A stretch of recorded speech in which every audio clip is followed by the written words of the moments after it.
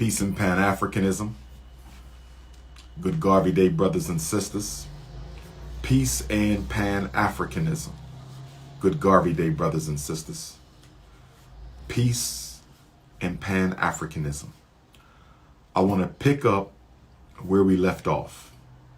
Black America, since the good Reverend Dr. Martin Luther King Jr., and we are still in the decade of the 1970s. Black America since King,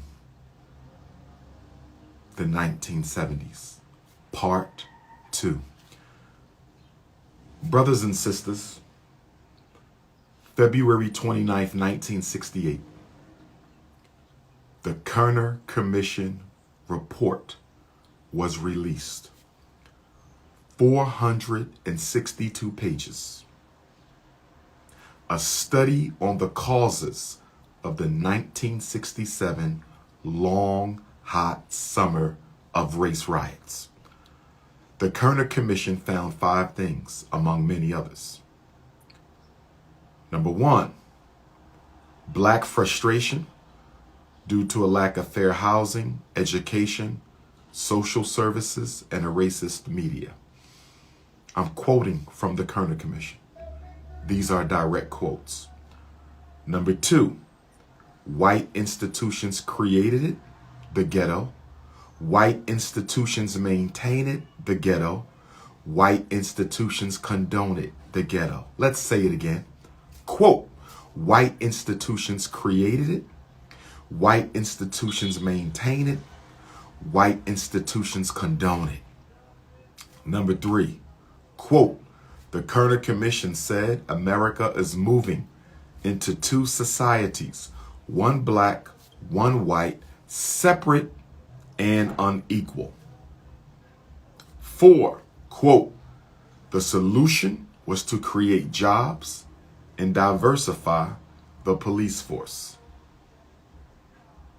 Number 5, quote, the Kerner Commission said it predicted that most major cities would be majority black by 1985. Now, this came out on February 29th, 1968, but it predicted that most major cities would be black by 1985, a point that must be considered when we look at the current gentrification movement to cleanse the inner cities of Black America. And one of the ways you have to cleanse the inner city of Black America is you have to make sure there are no jobs in the inner cities. Let me say that again. You have to make sure there are no opportunities in the inner city. So in order to get black people out of the inner city, you must turn them into ghettos. Let me say it again. In order to get rid of black people out of the inner cities of America, you have to turn those inner cities into ghettos. So they never intended to empower New York City's inner cities. They never intended to empower Philadelphia's inner city. They never intended to empower Detroit and Milwaukee or Chicago's inner cities. They never intended to empower Baltimore or Raleigh or Durham, Atlanta. They never intended to empower the inner cities of Black America, because had they empowered the inner cities of Black America, it would have been impossible to gentrify black people. But there's something else I want you to pay attention to. There's something else I want you to pay attention to. There's something else I want you to pay attention to that I want to speak on right now.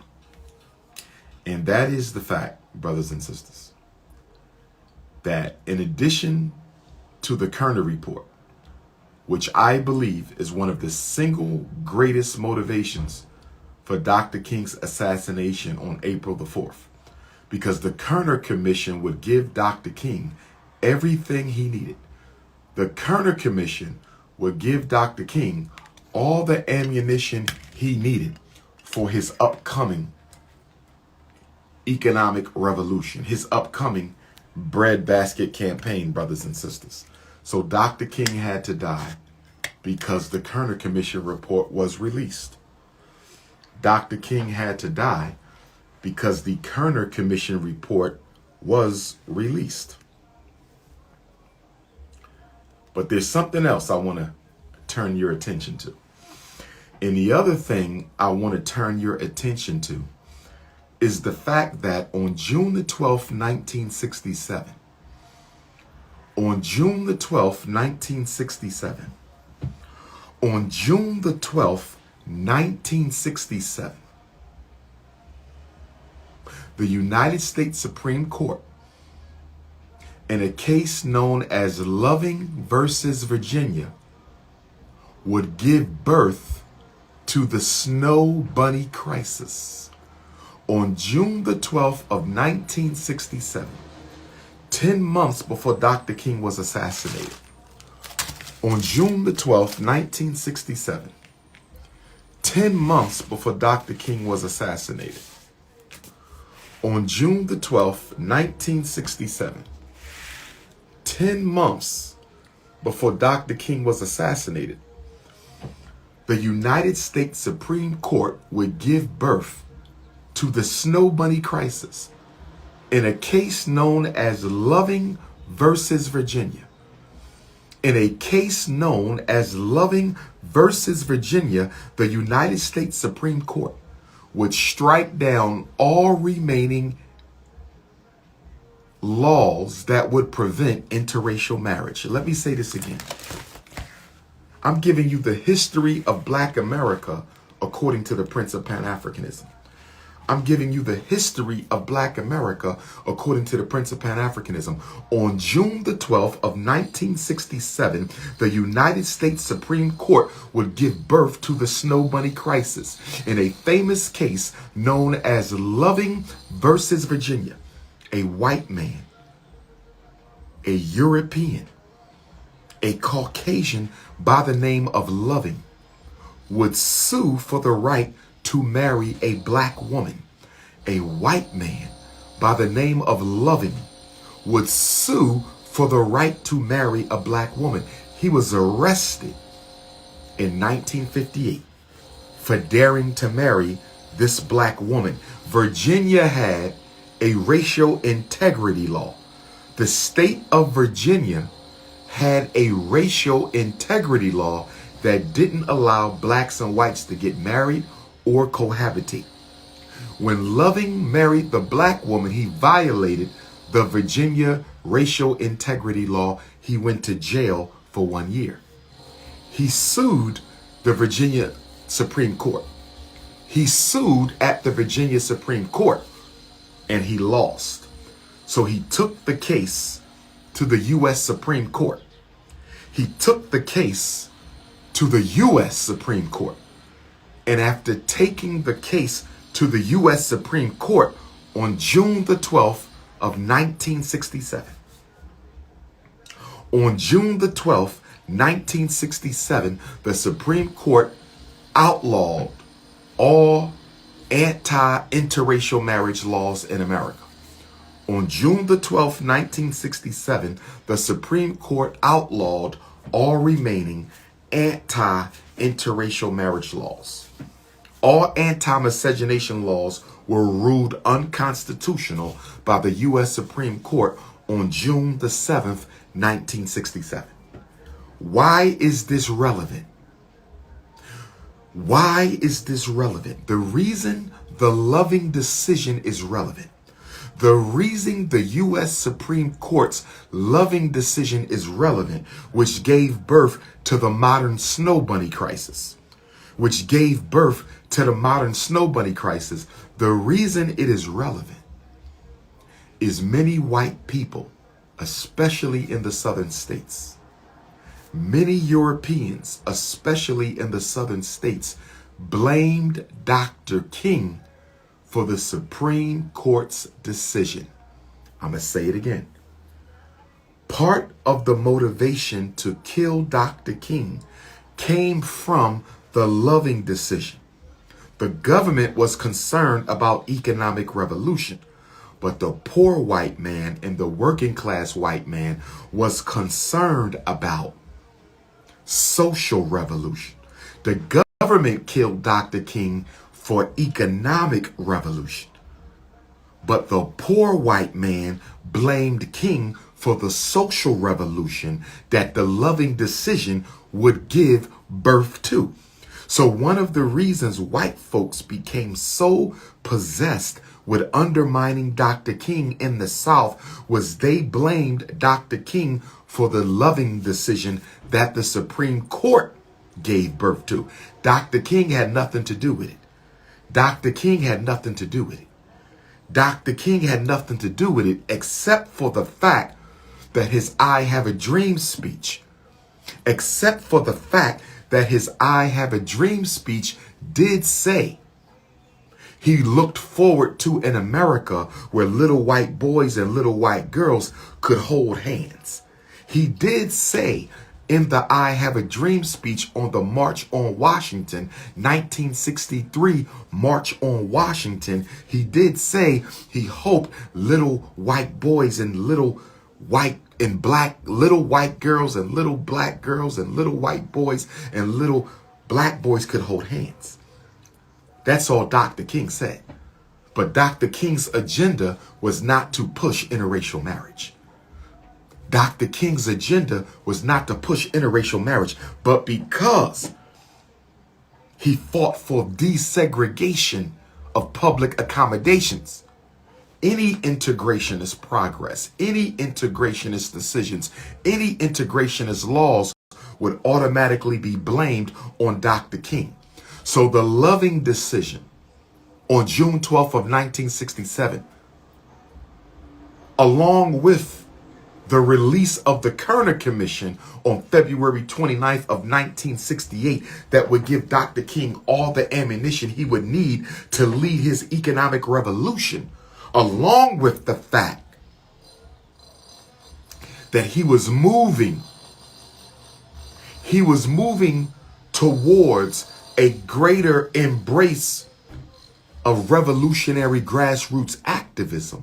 Dr. King was moving towards a greater embrace of grassroots revolutionary activism. They had to kill our brother. They had to kill our brother. They had to kill our brother. Now,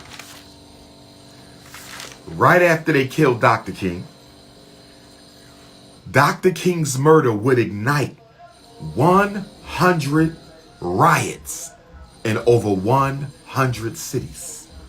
Dr. King's murder, his assassination by the United States government, would trigger over 100 riots in 100 different cities. So America burned in 67 with the race riots led by Detroit and Newark. And then America would burn the next year in 1968 with the race riots that came as a result of Dr. King's assassination. The Dr. King riots.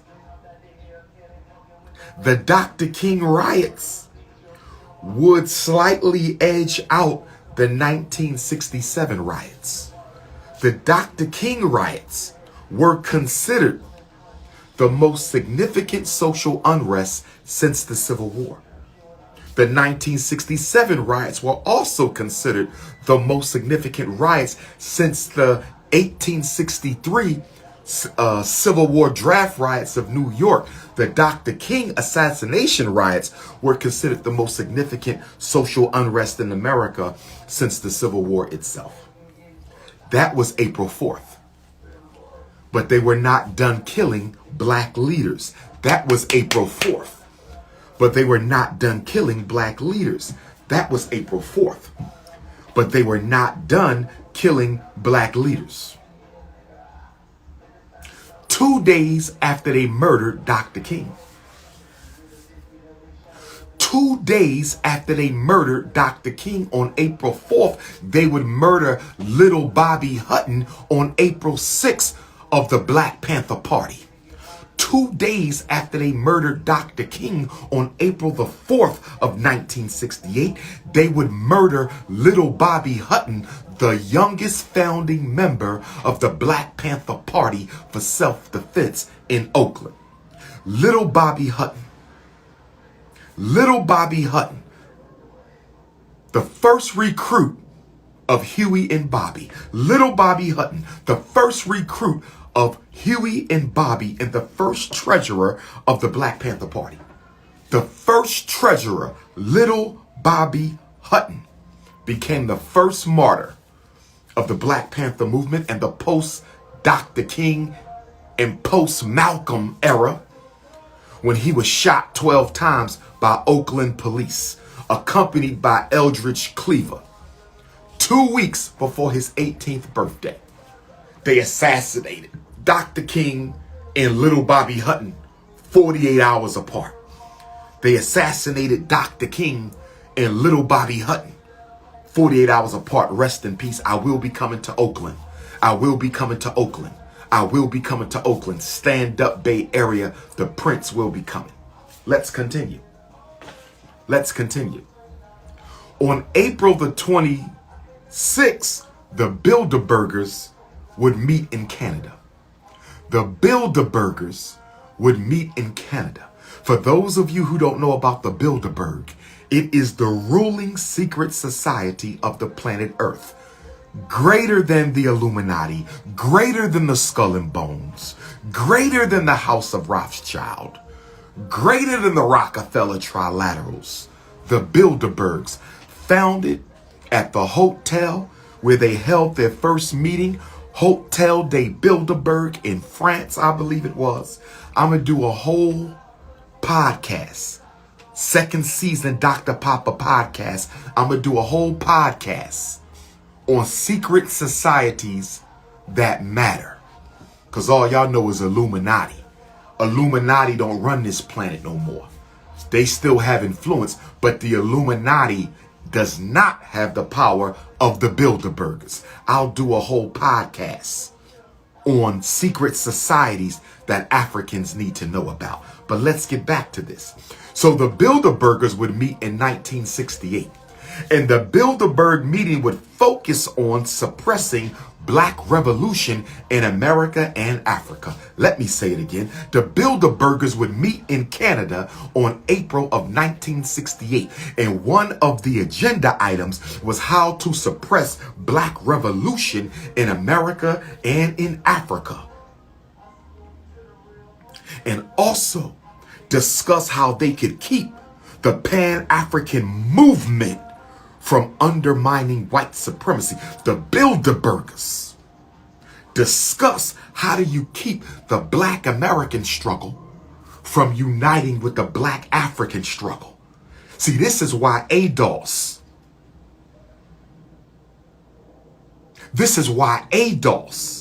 is a reactionary anti-revolutionary movement. This is why FBA, fraudulent Black Americans, fake Black Americans, phony Black Americans, FBA, led by the Museum Coon. This is why that is an anti-revolutionary movement. Because the power structure that runs this planet, isn't concerned about metrosexuals opening up museums. The power structure that runs this planet isn't worried about metrosexuals open up museums. The power structure is worried about whether the Black American struggle will ever unite with the Black African struggle for a complete and comprehensive global Pan-African movement. That's what this is about. That's the only fear of global white power. Will the Black African and the Black American unite to liberate the African race? Will the Black American and the Black African unite to liberate the African race? They were talking about that in the 1960s. There was a national security memorandum that said we cannot let the American African and the continental African unite. We cannot let the American African and the continental African unite, brothers and sisters. That's what this is about.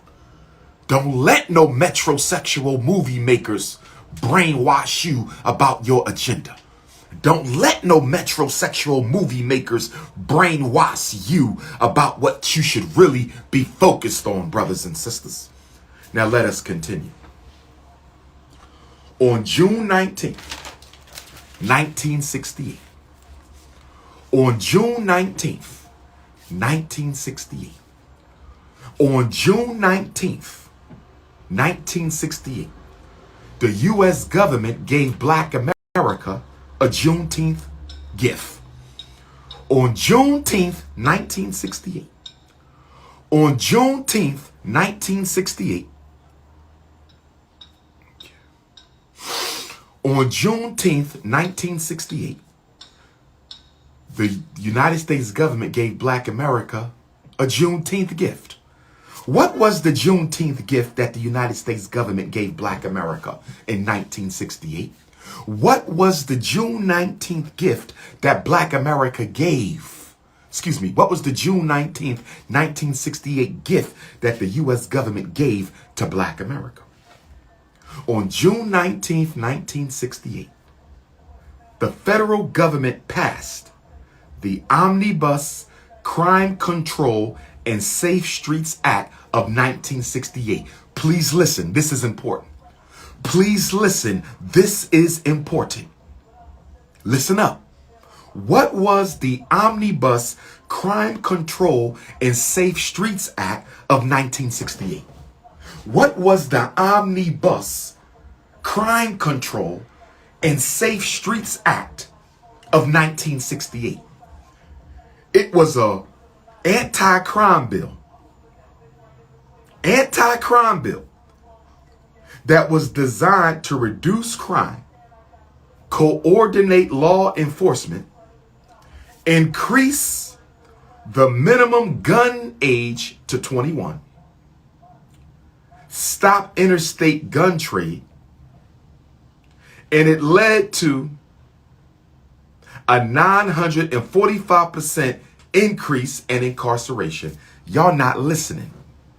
Y'all not listening.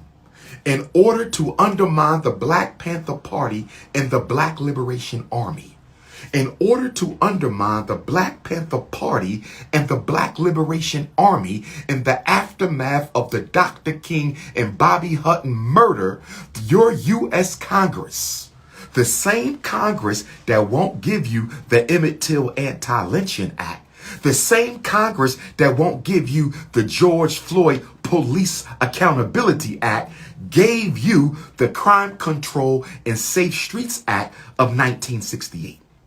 And the Crime Control and Safe Streets Act of 1968 increased incarceration 945%. Did y'all hear what I said?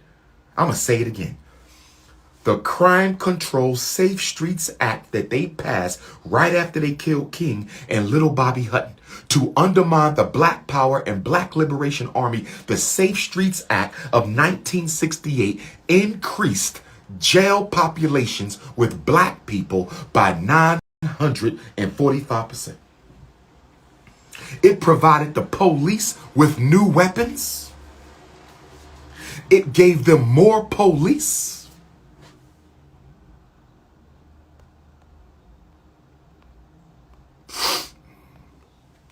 It provided the police with more weapons. It gave them more police, more surveillance technology, and it increased the FBI budget. Why did they increase the FBI budget? You done killed Medgar. You done killed Malcolm. You done killed Martin. You done killed little Bobby Hutton. Why did you need to increase the FBI budget? Because they were going after the Panthers and they were going after the Black Liberation Army. Lyndon Baines Johnson, your Democratic president. Lyndon Baines Johnson, your Democratic president.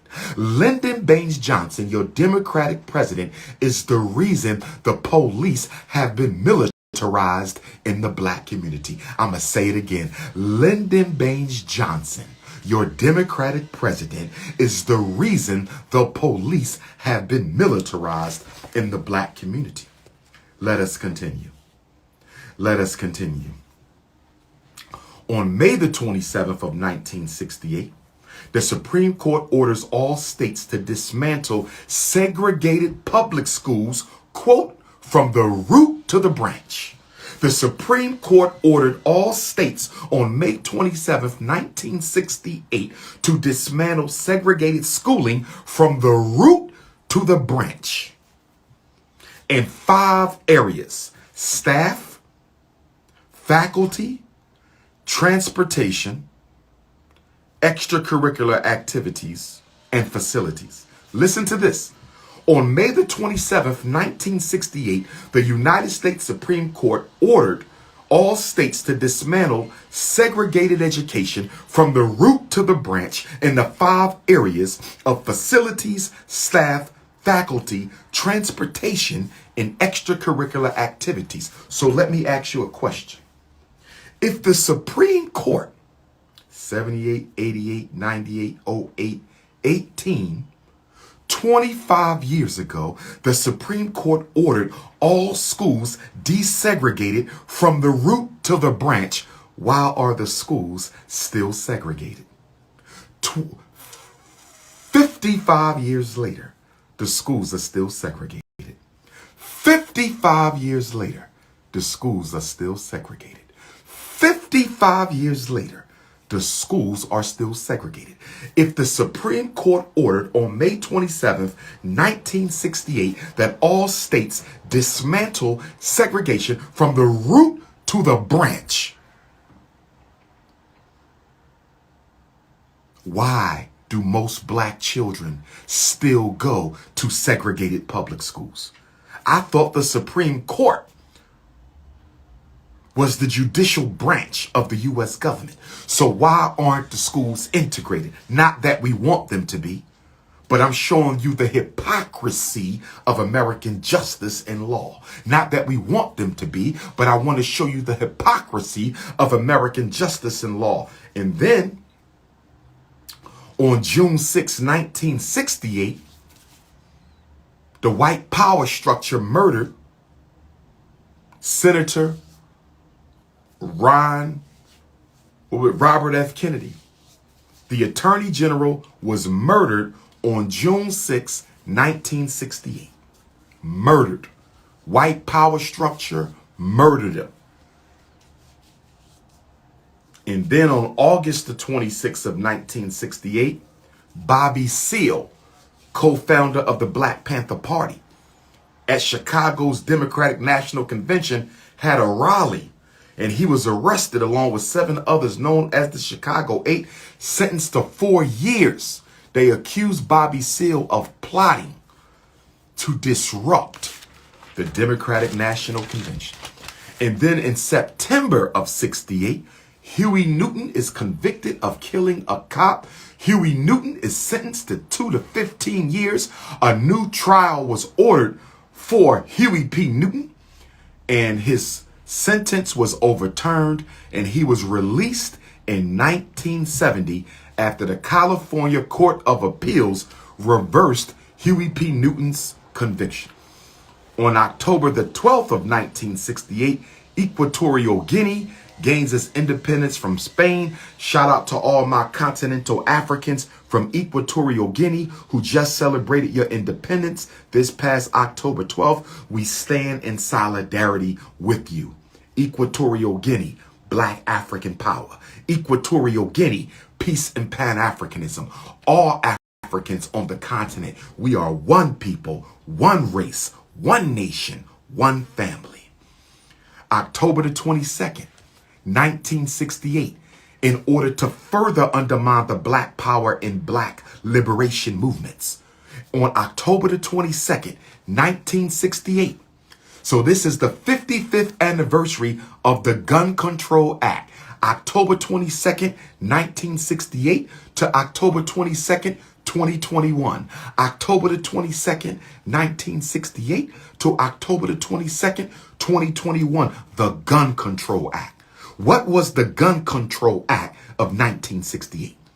What was the Gun Control Act of 1968? What was the Gun Control Act of 1968? The Gun Control Act of 1968 eliminated mail order guns, and it prevented felons and drug users and mental incompetence from buying and owning guns. Listen to me. Listen to me, family. Let me put my psychologist hat on for a hot minute. Let me put my psychologist hat on for a hot minute. Let me put my psychologist hat on for a hot minute. In order to further undermine the Black Panther Party and the Black liberation struggle, in order to further undermine the Black Panther Party and the Black liberation struggle, the government passed the Gun Control Act on October the 22nd of 1968, which stopped you from mailing guns, and it prevented a felon, drug user, or anyone deemed mentally incompetent from buying or owning guns. I'm going to say it again. Felons, drug users, and mental incompetence. This is still the law of the land. This is still the law of the land. Why is it important for us to know this, Dr. Umar? Why is it important for us to know this, Dr. Umar? Let me tell you why. They will lock up the Black Panthers. They would lock up the Black community activists. They would lock up the Black Liberation Army soldiers, charge them with a felony.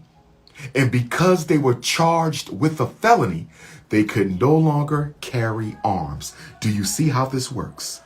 Do you see how this works? We're going to lock up the Black Panthers. We're going to lock up the Black community activists. We're going to lock up the Black Liberation Army soldiers. We're going to charge them with a felony. And once they're charged with a felony, they can't buy, sell, or use weapons. That's why they passed the Gun Control Act to disarm the Black community. To disarm the Black community. Also, if you are a drug addict, if you are on drugs that can lead to chemical dependence, you are not legally allowed to buy and own guns. So for all my brothers and sisters, taking Zoloft, taking Paxil, taking ADHD medications, taking anxiety medications, all of you taking psychiatric meds, all of you popping Xannies. Oh, yes. Oh, all of you giving your children Ritalin, all of you giving your children Adderall, all of you giving your children Concerta, all of you giving your children Medidate. I want you to know that if push comes to shove, I want you to know that if push comes to shove, they can use your son's ADHD diagnosis in childhood. They can use your daughter's depression diagnosis in childhood, and the fact you gave them childhood psychiatric meds, and the fact you gave them childhood psychiatric meds, and they can use that to refuse your son or daughter their constitutional right to carry arms and defend themselves. This is why ADHD is a trap. This is why conduct disorder is a trap. This is why disruptive behavior disorder is a trap. All these Black boys taking meds can be prevented from carrying arms to defend their queen and children. All these Black boys taking meds can be prevented once they become adults from carrying arms and defending their families. And all of you adults taking depression medicine, psychotic medicine, anxiety medicine, sleep medicine, any psychiatric med can be used to deny you your Fourth Amendment rights. Oh yes, the right to carry arms. Which amendment is the right to carry arms? Which amendment is the right to carry arms? You can be denied that because you let some white teacher tell you your Black son need medication to get an education. Your son and daughter can be denied a right to defend their families, to buy and own firearms because you let a white teacher convince you that your child need medication to get an education. Y'all better understand, overstand, and understand me. Y'all better Second Amendment, thank you, Second Amendment right. Your child can be denied their Second Amendment right. Y'all better understand, overstand, and understand me. This is not a game. They know what they're doing. They know what they're doing. You get a felony, you can't carry. You take habit-forming psychiatric medications, you can't carry. Let's go to category number 3. Let's go to category number 3. Now let's go to category number 3. Under category number 3, mental incompetent. Mental incompetence cannot carry guns. Now, we can understand that with someone with paranoid schizophrenia. We can understand that with someone with severe and profound mental illness. We can understand that with someone with severe and profound intellectual disability. But let me say this. What about all those black boys and girls who were classified as retarded by the school psychologist unjustifiably? What about all the black children who were classified by the school psychologist under special ed as mentally retarded because their IQ score fell below 70, but who are not really mentally retarded? I hope y'all listening. I hope y'all listening. How many of you have children classified as intellectually disabled and you never challenged the diagnosis? How many of you have children classified as intellectually disabled but you never challenged the diagnosis? How many of you have children classified as intellectually disabled but you never challenged the classification? Do you know they can prevent your son or daughter from ever carrying a weapon when they become an adult? Your son or daughter, if they graduate high school and you did not undo that intellectual disability categorization, if they graduate high school and you did not undo that intellectual disability categorization, your son or daughter can be prevented for the rest of their life from carrying a gun because mom or dad let them get evaluated for special ed, let them get categorized as intellectually disabled, and you never challenged it. And you never challenged it. And you never challenged it. Brothers and sisters. Oops. Wait a minute. I blocked the wrong person. Wait a minute. Hold on, Octavia. I blocked the wrong person. Oh, man.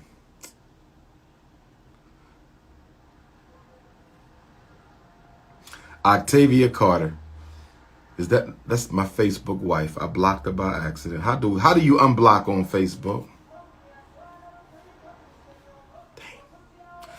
How do you unblock on Facebook? I accidentally blocked my Facebook wife. Octavia, we'll get it together though, Queen. Come to Instagram, Queen. I'm trying to find out how to unblock you. Wait a minute. Can I unblock you? Forgive me for the interruption. I accidentally blocked a supporter. I tried to block a coon and accidentally blocked a supporter while trying to block a coon. Oh, man. My apologies, Sister Octavia. Tell me how to unblock you. Tell me how to unblock you. But brothers and sisters, this is why Dr.Umar,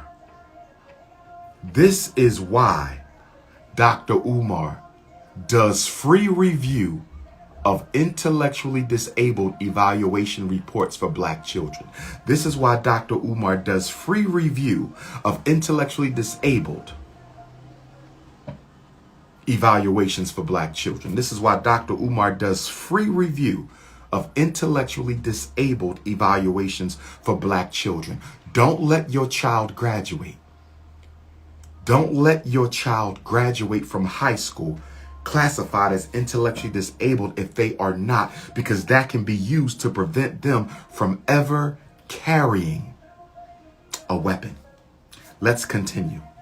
Gun Control Act, 1968. Felons, psychiatric drug users, and mental incompetence. They did that to undermine the black community's ability to resist police oppression. Also in 1968, J. Edgar Hoover called the original Black Panther Party.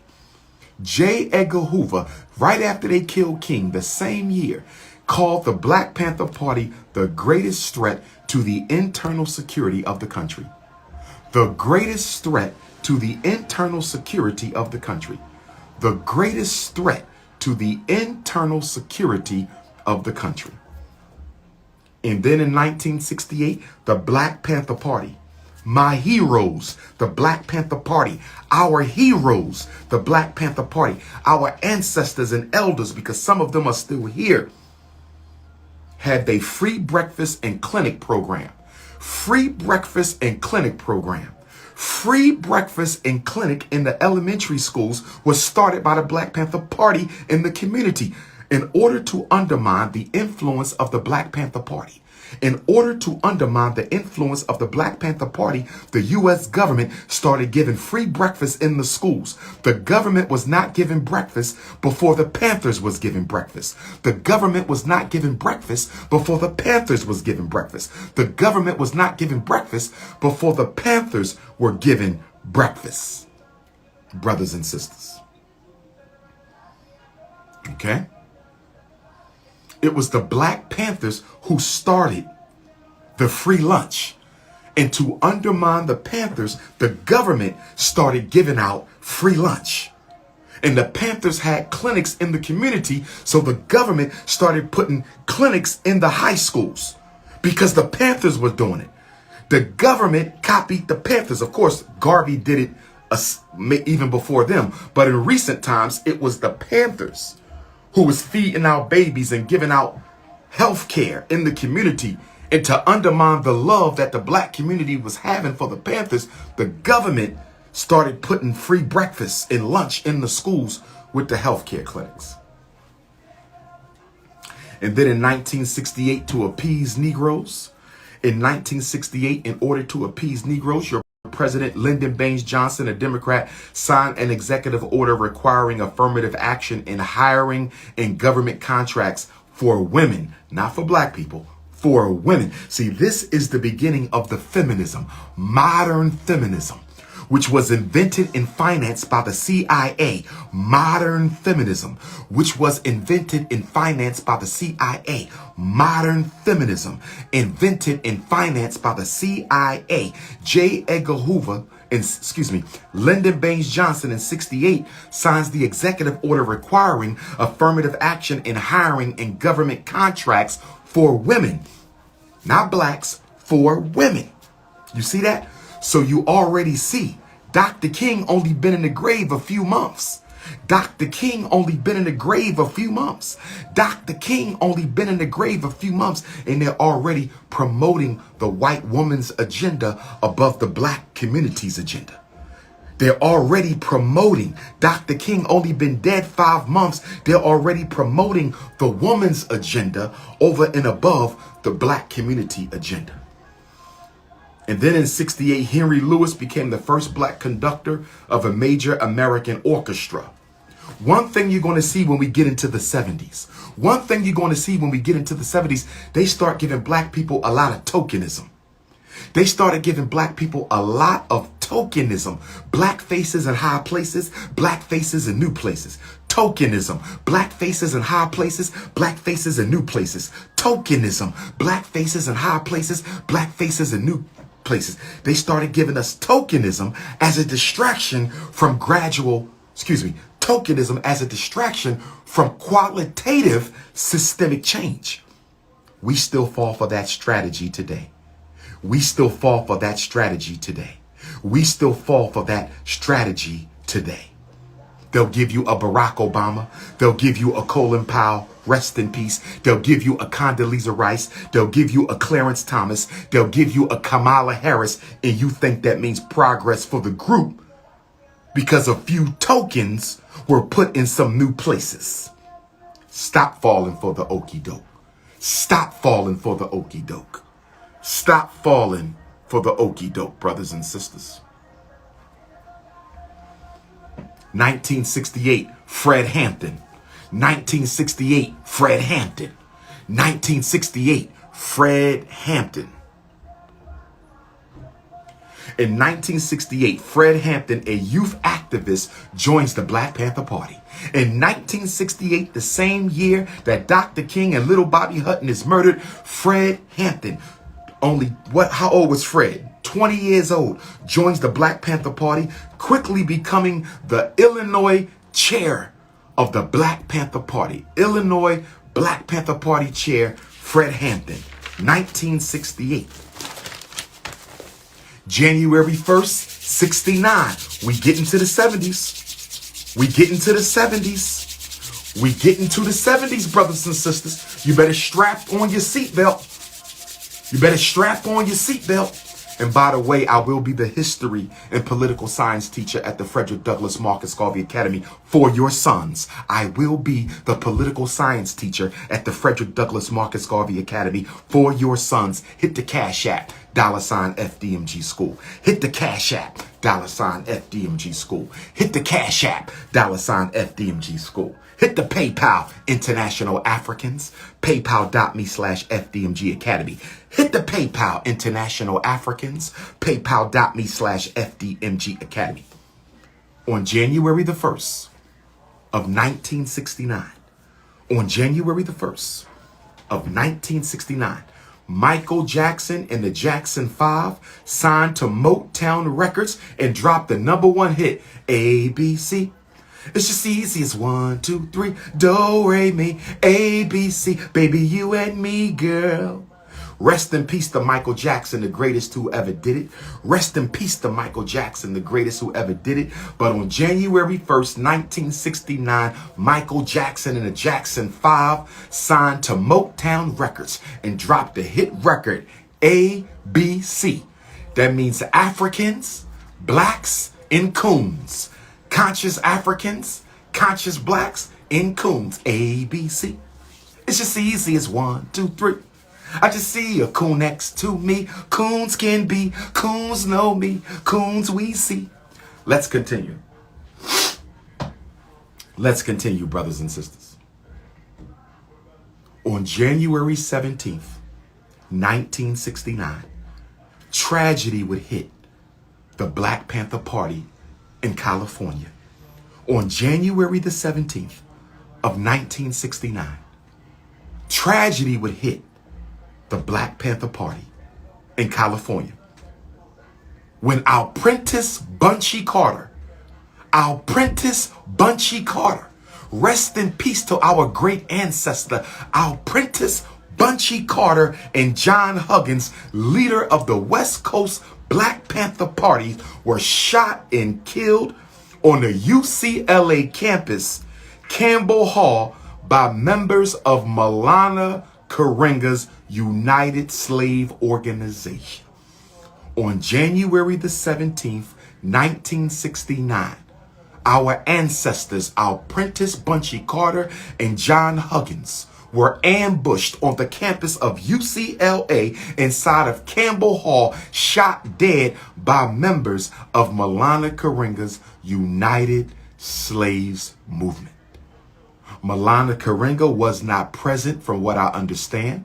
He also denies any participation or culpability. The murder of Alprentice Bunchy Carter and John Huggins remains a mystery in the black community to this very day. But it was discovered that COINTELPRO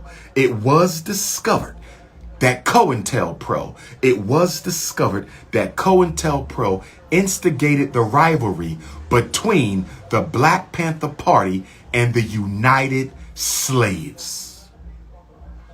And then, on January the 20th, 1969, on January the 20th, 1969, Richard the Renegade Republican Nixon was sworn in as the 37th President of the United States. Richard Nixon's election and inauguration signaled the symbolic end of the Black civil rights struggle. Richard Nixon's inauguration on January the 20th, 1969, signaled the symbolic end to the Black civil rights era, ushering in an age of the criminalization of Black people, police siege of the Black community. Nixon would bring in mandatory minimum sentencing, prison construction, and undercover police officers. Richard Nixon would pioneer mandatory minimum sentencing, undercover police officers, and mass prison construction. And with Medgar dead, with Malcolm dead, with Martin dead, with the Panthers fighting as much as they can to defend us from the police, we had no serious leadership. We had no serious leadership after Malcolm and Martin, with the exception of the Panthers, who could speak up and advocate for black people to push back against Richard Nixon returning black people to Jim Crow. Richard Nixon would return you to Jim Crow by way of mass incarceration. And then on May 9th, 1969, the Bilderbergers would meet in Denmark.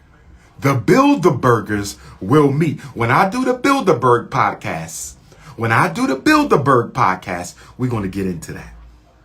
Now, remember I said Lyndon Baines Johnson signed an executive order for white feminists, right? The white woman got her equality on the back of the black civil rights struggle. The white feminists got their equality on the back of the black civil rights struggle. Now here comes the Rainbow Nation. Now here comes the Rainbow Nation. Now here comes the Rainbow Nation. Dr. King murdered April 4th of 1968.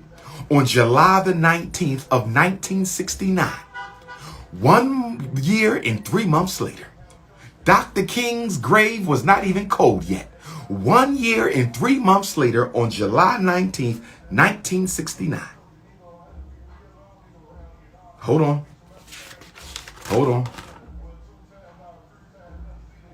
Rhythm Stonewall, wait. Oh, I'm sorry. On June 28th, 1969. On June 28th, 1969. 1 year and 2 months after Dr. King was murdered, the Stonewall riots in New York City officially began the gay rights movement. June 28th, 1969, the Stonewall riots in New York City gave birth to the gay rights movement. 1 year after Dr. King's death, Richard Nixon becomes president. He backrolls black folks. And then the Rainbow Nation give birth to their movement, taking over the black civil rights movement. Do y'all see how this works? Do y'all see how this works? They kill King. Richard Nixon becomes president. He rolls back all the civil rights he can, gives birth to the modern criminalization movement of the black community, and then the Rainbow Nation swoops in, takes over the civil rights movement that Richard Nixon just arrested. The Rainbow Nation swoops in and takes over the civil rights movement that Richard Nixon just arrested. The Rainbow Nation swoops in and takes over the black civil rights movement that Richard Nixon just arrested. I have a confession. I am not only the greatest black school psychologist in American history. I'm the greatest black political scientist in American history. I have a confession. I'm not only the greatest black school psychologist in American history. I'm the greatest black political scientist in American history. And I got one more confession.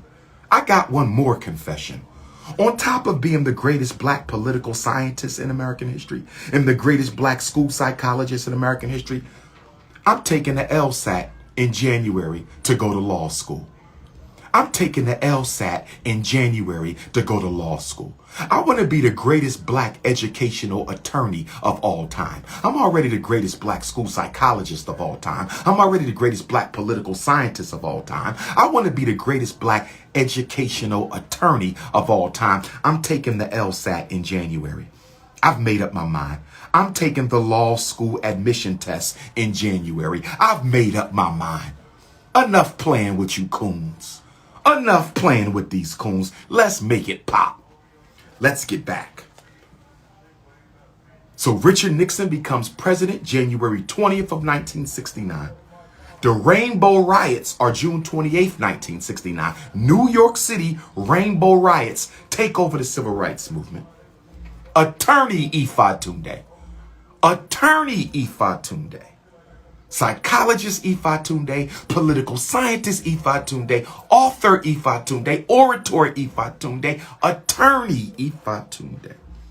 On July 19th, 1969, on July 19th, 1969, Moms Mabley, the mother of black comedy, Moms Mabley on July 19th, 1969 would hit number 35 on the Billboard Hot 100 at the age of 75. Moms Mabley was a bad woman. Rest in peace to Moms Mabley. Rest in peace to Moms Mabley. Rest in peace. She was 75 years old. A 75-year-old elder black comedian.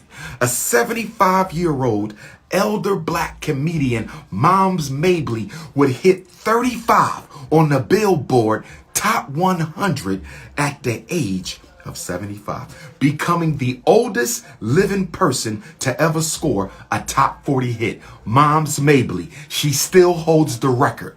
She still holds the record. Moms Mabley, the oldest person to ever get a top 40 hit on the Billboard chart. Moms Mabley. She played in Carnegie Hall in '62. She played in Emperor Jones with Paul Robeson. At the height of her career, she was called the funniest woman in the world. Moms Mabley, the funniest woman in the world. For 40 years, she was the preeminent black female comic, an open rainbow woman. She passed away on May the 23rd, 1975. For 40 years, she was the top black female comedian in the world. Richard Pryor, I don't think Richard Pryor was on top for 40. I don't think Eddie Murphy was on top for 40. Moms Mabley for 40 years was the top black female. Now, I don't get down with the rainbow part, but I still respect our ancestor for what she did for paving the way for other black female comics to have an opportunity to eat food and raise their children. I can still validate her contribution to our community and disagree with the Rainbow Nation aspect of her life. Moving on. Understand, overstand, and understand. Moving on. Understand, understand, and overstand. Sister Celebrity, you say she was not a part of the Rainbow Nation? I don't know. That's between God, Moms Mabley, and any women she may have been romantically tied to. I hope she wasn't, but it's not up to me. On August the 8th to August the 9th, Charles Manson's followers, Neanderthal Nation, Mayonnaise Mafia. On August the 8th, August the 9th, Charles Manson followers broke into a home, killing a pregnant actress, 3 friends, and 18-year-old. The Manson killings were some of the most horrific and brutal killings in America since the killing of enslaved Africans. And let me be clear. Let me be absolutely clear. Let me be absolutely clear. There was no massacre in America. No killing, no serial killing, no school shooting worse than the abuses our ancestors suffered. When you hear the news media say this was the worst killing, when you hear the news media say this was the largest massacre, when you hear the news media say this was the most horrific or gruesome killing, reject that, Africans.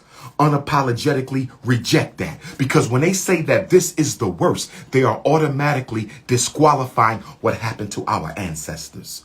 When they say this is the worst, they are automatically disqualifying what happened to our ancestors.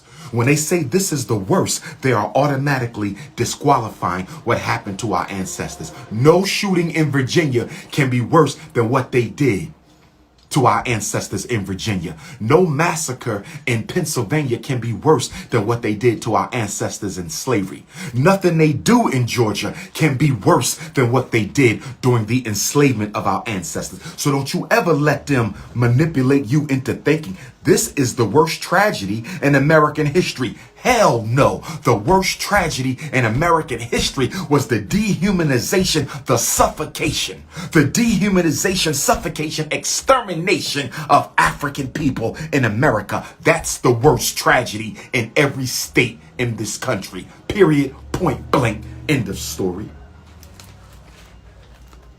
September 1969. We almost getting to the 70s. We almost getting to the 70s.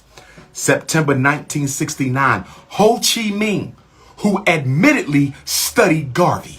Ho Chi Minh, the leader of the Vietnam Revolution, who admittedly studied Garvey. So we got a lot of black nationalist organizations who copied Garvey, but they won't admit it. Ho Chi Minh admitted he copied Garvey. On September 1969, Ho Chi Minh led Vietnam to independence, and he dies of a heart attack in September of 1969. Ho Chi Minh, the non-African Garveyite. Ho Chi Minh, who beat America in Vietnam. A Garveyite, a non-African Garveyite defeated America on foreign soil. Garvey is the greatest. Nobody compares to him. It was a Garveyite who beat America. Ho Chi Minh. September 14th, 1969. September 14th, 1969. Bill Cosby. North Philadelphia in the house. Bill Cosby. North Philadelphia in the house. Bill Cosby begins the first show for a black man. First TV show for a black man to be featured as the leading character. 52 episodes on the Bill Cosby Show. September 14th, 1969. Bill Cosby becomes the first black person in America to have their own show. 2 years, 52 episodes. The Bill Cosby Show. But I want y'all to see the tokenism. I want y'all to see the token. We're going to put Bill Cosby on TV because we locking black people up. Y'all see that? We're going to put Bill Cosby on TV to distract from the fact that we locking black people up. So while everybody watching and celebrating the Cosby Show, not the Cosby Show, this is the Bill Cosby Show. Don't confuse this with Felicia Rashad and Malcolm Jamal Warner. Don't confuse this. This ain't the Bill Cosby Show of the 80s. This is the Bill Cosby Show of the 1969. But my point is, they put Bill Cosby on TV to distract you from Richard Nixon's anti-African agenda. They put Bill Cosby on TV to distract you from the fact that Richard Nixon was rolling back everything Dr. King worked for, brothers and sisters. And then on October 29th, 1969, the Supreme Court ruled segregation in schools must end at once. So hold on.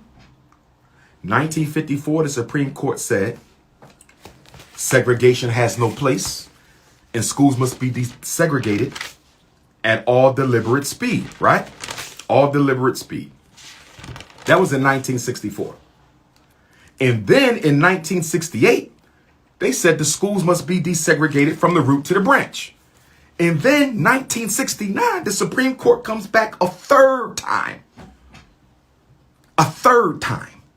The Supreme Court comes back a third time, October the 29th, 1968, and rules that segregation in the schools must end at once.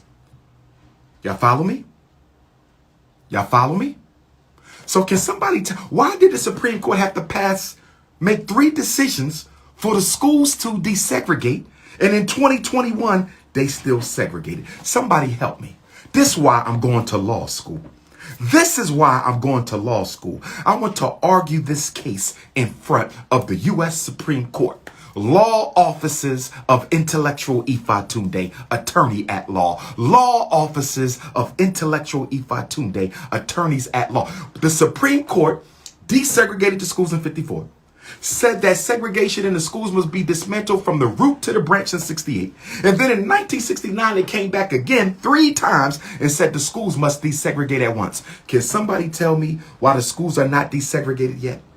Can somebody tell me why the schools are not desegregated yet? Can somebody tell me When I go to law school, y'all have to pay for it because y'all going to be the beneficiaries from it. When I go to law school, y'all going to pay for it because y'all going to be the ones benefiting from it. Oh, yes. I struggles for the people, so the people must struggle for me. I lives for the people, so the people must live for me. I stand for the people, so the people must stand for me. Let's continue. On December the 4th, 1969.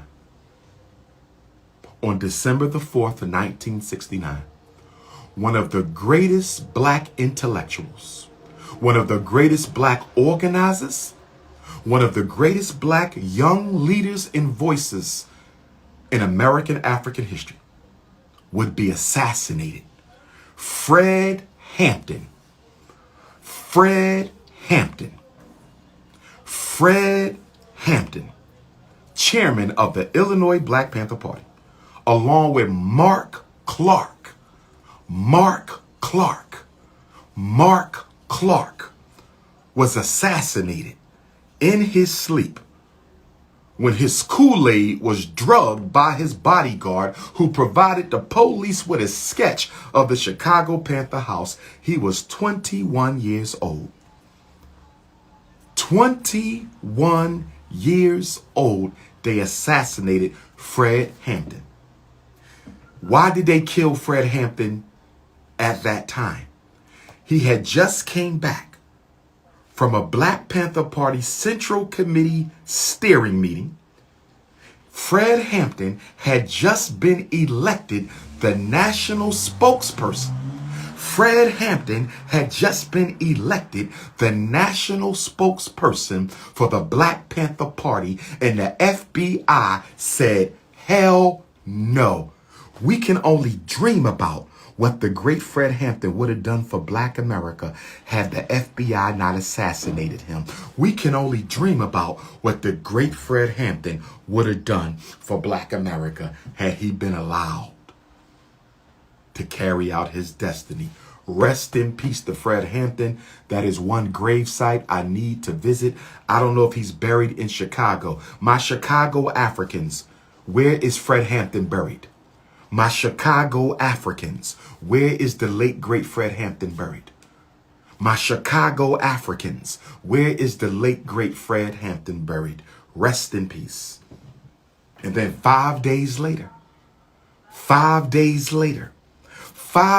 after they murdered Fred Hampton, 5 days after they murdered Fred Hampton on December the 9th of 1969, 13 Black Panther Party members withstood a shootout against 350 Los Angeles Police Department soldiers that lasted for hours in Southern California at the Black Panther headquarters, 41st and Central in Los Angeles. The police dropped bombs.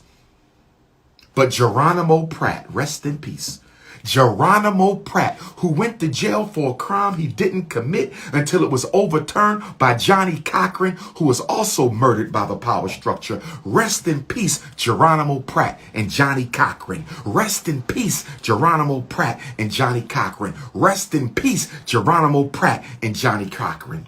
Rest in peace, Geronimo Pratt and Johnny Cochran. Fred Hampton is buried in Louisiana. Where? Somebody text me where Fred Hampton is buried. I have to visit his grave. Text me the grave, the cemetery where the great Fred Hampton is buried. Text me the cemetery. Text me the cemetery. But listen, we all watched the movie 300 about the 300 Athenians that withstood the Persian army, right? 300. They went down to the death. 300 who took on the whole Persian army, right? Leonidas in them. That was a myth. That wasn't real life. 300 was a myth. That wasn't real life. But guess what?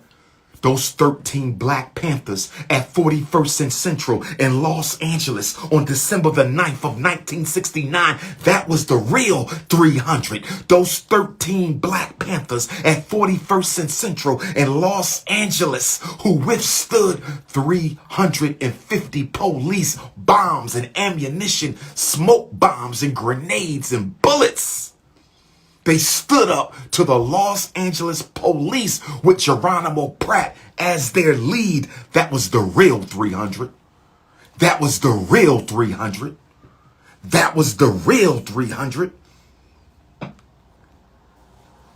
Geronimo Pratt was a decorated Vietnam veteran who came back to the Black community and taught the Black Panther Party self-defense on a whole new level. Geronimo Pratt was a decorated Vietnam veteran who came back to the Black community and taught the Black community self-defense on a whole new level.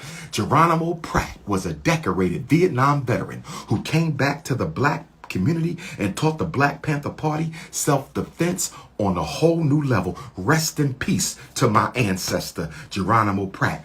Let me tell you something y'all don't know. Everybody know about SWAT. SWAT, S-W-A-T, Strategic Weapons and Assault Team. Guess who gave birth to SWAT? Guess who gave birth to SWAT?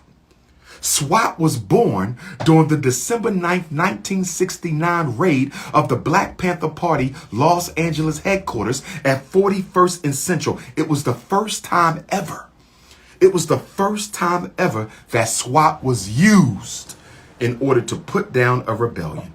Trained by the U.S. military, by 2008, 9,000 of 15,000 law enforcement agencies would have a SWAT team. Did y'all hear that? Born from the Black Panther Revolt. Born, created to destroy the Black Panthers. SWAT was created to destroy the Black Panthers. And by 2008, 9,000 law enforcement agencies had a SWAT team. Let me say this to my European supporters out there. Let me say this to my European supporters. Because I get emails from white people say, Dr. Umar, we respect you and what you're trying to do for your people. We don't hate you. This is what I want to say to the Europeans in the chat. I don't hate you. I hate white supremacy. When I talk about the Neanderthal nation, I'm not talking about you. I'm talking about the bigots. When I talk about the mayonnaise mafia, I'm not talking about you. I'm talking about the bigots. So I want you to know, I respect you as a human being. You can't join my movement. You can't fund my movement. You can't marry none of the men or women in my movement, but I do respect you. When I'm castigating your community, I'm castigating the bigots. Liberal sympathizers who are not hypocrites, I respect you. I still cannot trust you because all white people are racist. You know this.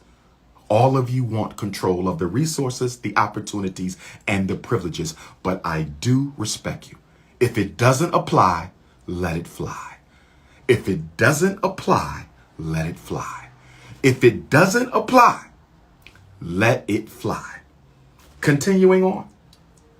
SWAT teams would be provided by the Pentagon with money for the police to have military-grade equipment, including armored tanks.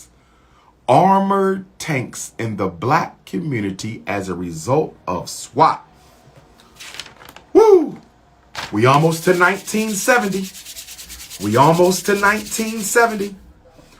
My brother Donnell, listen, brother. I respect Noble Drew Ali. I respect the Morris Science Temples, brother. I respect you. But if you mention one more disrespectful comment on my chat, I'ma block your ass. Do you understand me, my brother? You have a right to be a Moor. Islam to all my Moorish brothers. Islam to all my Moorish sisters. I love you. I love you. But this is a Garvey house. And this is a Garvey chat. And this is a Pan-African movement. And we are Africans, and we are loyal to African redemption, and we are not interested in no religious solution to African people. So will you please leave me the hell alone? I understand You have to invade my chat because I'm the strongest voice in the world for black consciousness. I get it. None of you organizations have anybody with the stature, the following, the education, the articulation, or the kingkongconsciousness as the Prince of Pan-Africanism. I understand why you invade my chat. Y'all did this to Garvey 100 years ago. Y'all came to the Garvey conventions and tried to recruit under his nose. Y'all did this. It didn't work for Garvey. It's not going to work for me because I'm stronger than y'all. Pan-Africanism is stronger than anything y'all teach. You won't win. So please let me finish my chat, brother. Please, I'm educating the people. This is a class. Will you please go buy you some more red fezzes and leave me the hell alone, brother? Don't you got a vocabulary book you should be stuttering right now, brother? Shouldn't you be looking at the etymology of words right now, brother? Why are you on my Pan-African chat for, my brother? Can one of the Moors get this coon off my chat, please? What is the Moorish word for coon? What do y'all call coons? Whatever the Moors call coons, please come get him off my chat. I digress.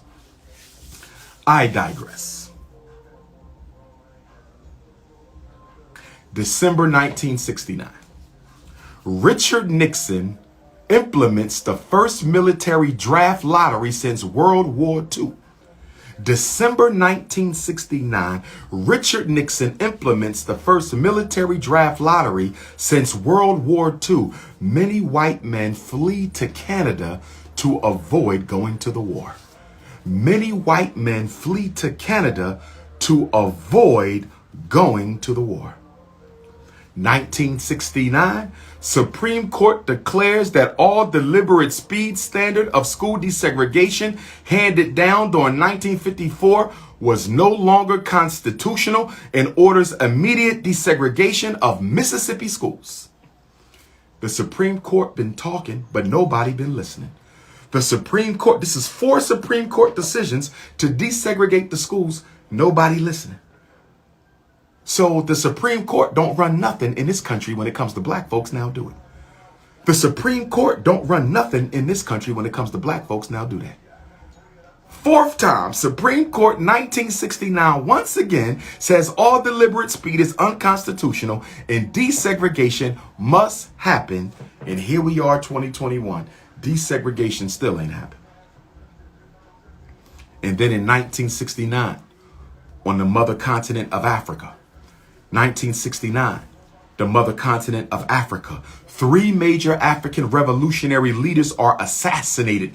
Tom Mboya of Kenya, rest in peace. Shout out to my Kenyan Africans. Shout out to my Kenyan Africans. I've been to Kenya. I spoke at the University of Kenyatta in 2016 when I was halfway through my national tour of Azania, Republic of South Africa. It was the most significant lecture I ever gave in my life. More than 38 different African countries was represented through their youth leadership, and the Prince of Pan-Africanism gave him the Garvey grenade. It's the most important lecture I ever gave in my life. In Kenya, Nairobi, University of Kenyatta. I will never forget it. Shout out to my Kenyan Africans. Rest in peace to Tom Mboya. Eduardo Mondlane was assassinated. And he was a great revolutionary. Mozambique with a book bomb. They killed him with a book bomb.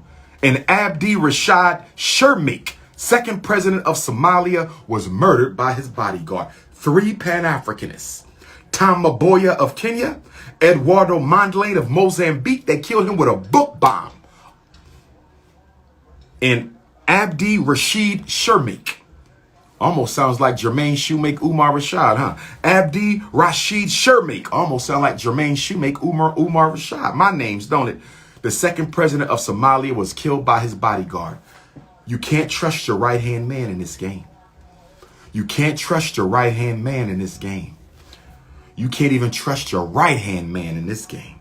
1969, the United States Army Biological Weapons Lab was declassified and closed.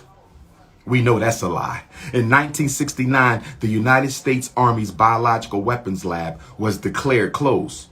Really? So how we get AIDS 10 years later? We'll get to that later. The 1980s is going to be hot, but we got to get to the 70s. 1969, California adopts the first no-fault divorce law. 1969, California adopts the very first no-fault divorce law requiring mutual consent.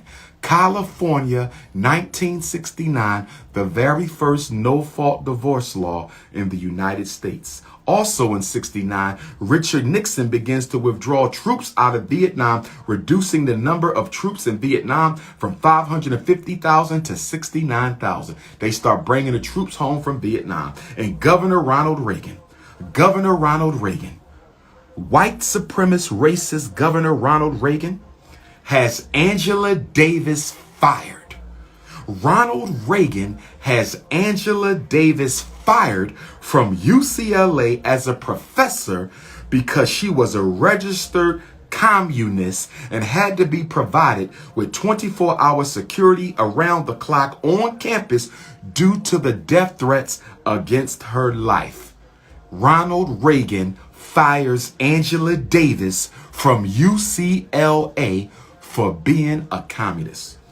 Shout out to Angela Davis for all the things she did as a youth in the Black liberation struggle. I take issue with some of the decisions she has made later in life. Respectfully, I take issue with some of the decisions and positions she has taken later in life, but much respect to Angela Davis for the sacrifices she offered to the Black liberation struggle for our people. I salute you, Queen Mother. We can agree to disagree on some things, but I salute you, Queen Mother. Queen Mother Angela Davis, I salute you. We're going to talk about Queen Mother Assata in a minute.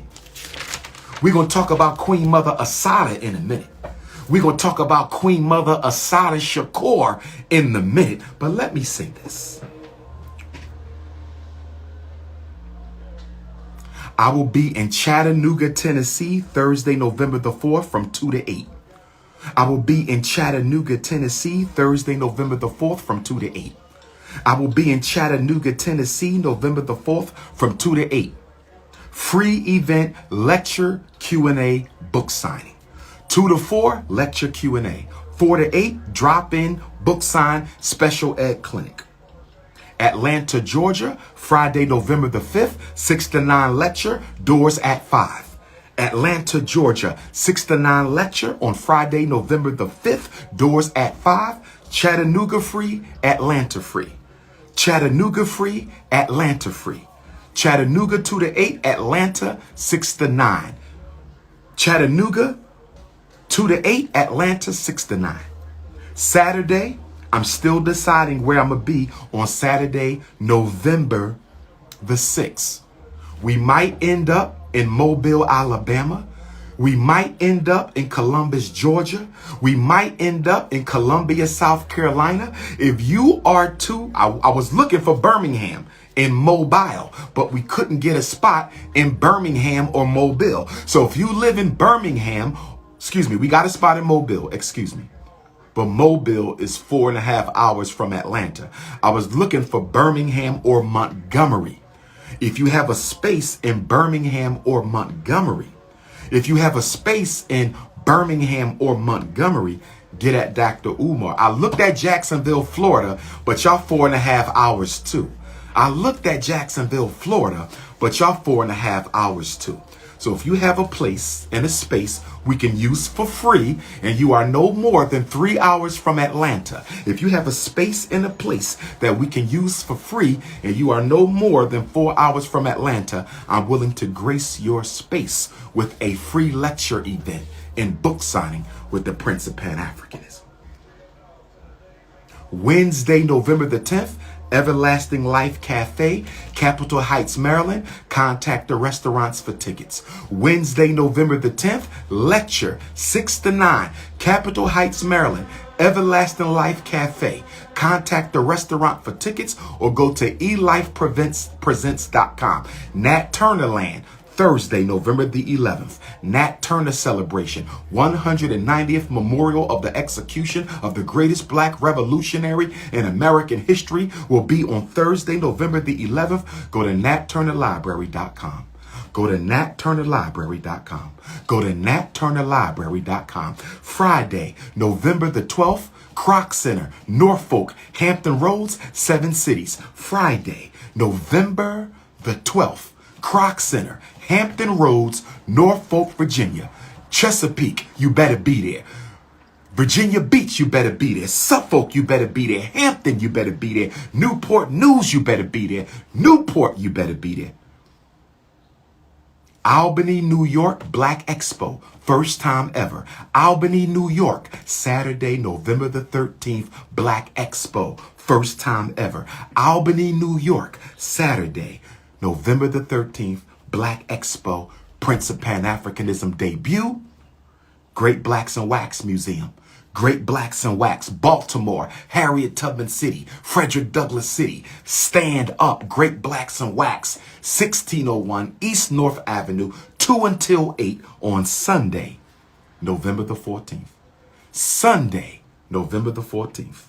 Sunday, November the 14th, brothers and sisters. Great Blacks in Wax, 2 until 8.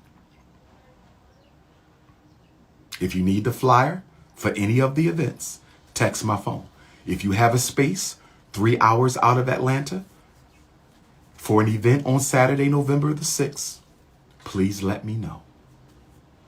215-989-9858. 215-989-9858. Hit the Cash App. Sign up for the second season of the Dr.P.O.P.A podcast. Sign up for the second season of the Dr.P.O.P.A podcast. I'm going to be hitting y'all with some real podcasts. Sign up for the second season of the Dr.P.O.P.A podcast. If you ordered my book, books are being shipped. Hold tight. If you order my book, books are being shipped. Hold tight. This is what I'm going to do. I'm going to end this class and come back with the 1970s. So you have the 60s separate from the 70s. I'm going to end this seminar right now. Come back with the 1970s. Hit the Cash App. Hit the Cash App. $ FDMG School. Peace and Pan-Africanism.